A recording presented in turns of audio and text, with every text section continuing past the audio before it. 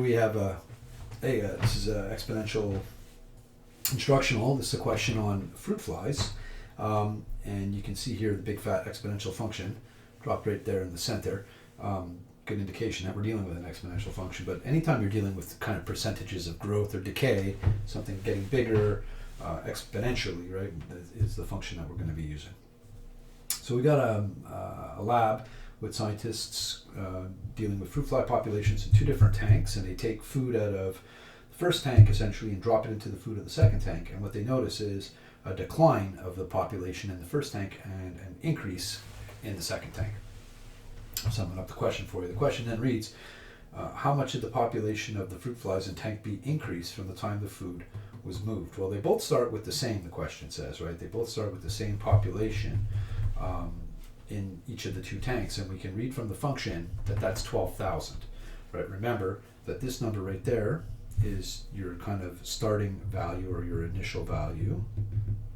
Over here, that's the percentage change or the exponential change, and this is time, or the number of times that something changes, and then over here we have our total, in this case, population.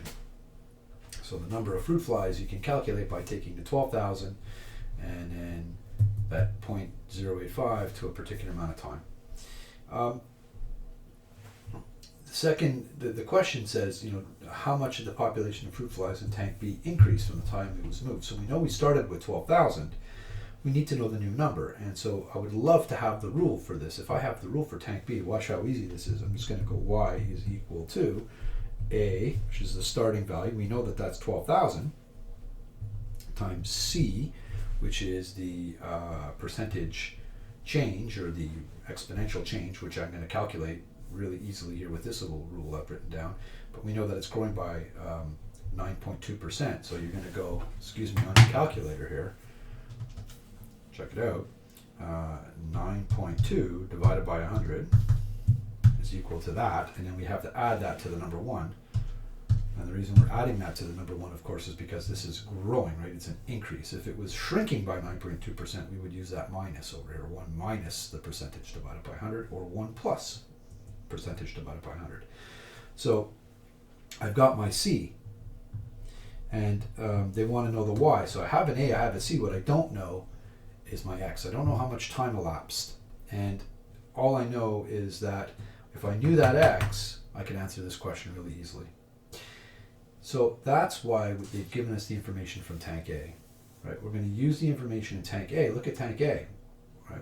We have a total population, it's 547. We have a starting value, 12,000. We have the C, it's already calculated for us at 0.85. That's a shrink, right? That's a decrease of 15%. 1 minus 15% leaves us with 0.85. What I don't have is an X. And I want to solve that X. And the reason I want to solve that X is because once I have that X, I know the same amount of time has elapsed. I can put that X there, and then I can go ahead and get my population to get the change. So this X will give me this X. Now, when you're doing exponential function, what's important to remember is that you can never find X with a rule or with algebra. Whenever you have to find an X, we have to do trial and error, sometimes called guess and check. So we're going to try different values of X until we get to the one that's giving us the number that we're looking for, which is 547. So I'm going to do that over here for tank A. So I'm going to write down tank A right up here. So that's tank A. And I'm going to write down the rule that I have for tank A, which is y. I know it says f of x there, but remember, we can just call that y, is equal to 12,000,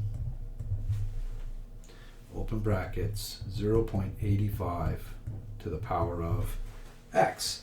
And I'm going to try different x's and see what y's I get when I try those x's and y's until I hit that number 547. That's the number I'm looking for. So just to show you, if I have 0, if I have an x of 0 here, I should end up with 12,000. Right, so before any time elapsed. So if I put in 0, 0.85 y to the x, or chapeau, depending on which calculator you're using, right? My calculator says chapeau. Your calculator could say y to the x or x to the y. I'll show you what that looks like on my phone in a second. 0 is equal to that, which is the number 1, which when I times that by 12,000 gives me 12,000. So before any time elapses, I'm dealing here with 12,000 fruit flies. I know it's going to be bigger than 1. I'm going to try a big fat number here. I'm going to stick 10 in. 10 hours. Let's see how many fruit flies are left after 10 hours. So if I try 0.85 x to the y, or y to the x, or chapeau, circumflex, whatever you want to call that little hat thing, hat 10 will be equal to, and then I'm going to times that by the 12,000. Remember, you have to do that exponent before you multiply it. And that gives me 2,362.4. So 2,362, because we'll keep it to whole flies. I've dropped from 12,000 to 2,300 in 10 hours. It's a big drop, but it's not dropped enough. I got to hit 547. Let's try 15. See what happens after 15 hours. So 0.85 to the power of 15 equals, and then times 12,000. And now I'm at 1,048. Getting closer, but still not enough, right? I need 547 in tank A before I know how long has elapsed, how much time has passed. Let's try 20. See if that gets us there. So 0.85 hat, all right, to the power of 20 is equal to that, which when I times that by 12,000, I get 465. Now there's a problem. I've gone too low, right? Not enough flies. I need 5 for 47. So that x, it's bigger than 15, but it's smaller than 20. So I'm going to try 19 next. See what happens. 0.85 to the power of 19 equal to times 12,000. Boom, 547. That tells me that 19 hours has passed before I move the food from tank A to tank B. So that means I know that that x is 19 for this function down here as well. So all I have to do now is figure out tank B. And for tank B, I already have the rule. I know that y, or the number of flies, is equal to A, 12,000,